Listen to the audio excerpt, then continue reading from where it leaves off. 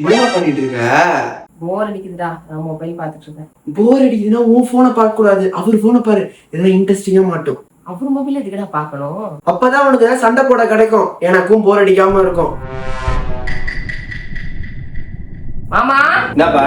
என்ன பார்த்து வச்சிருக்க உன் மொபைல்? இதுல என்னது? நான் என்ன பார்த்தேன்? நான் ஒண்ணும் பாக்கலையே. உனக்காக தான் நான் பார்த்து வச்சிருக்கிறேன். இதான் நான் காசு சேர்த்து வச்சிருக்கேனே, ஃபேஷியல் பண்ணிப்பேனா.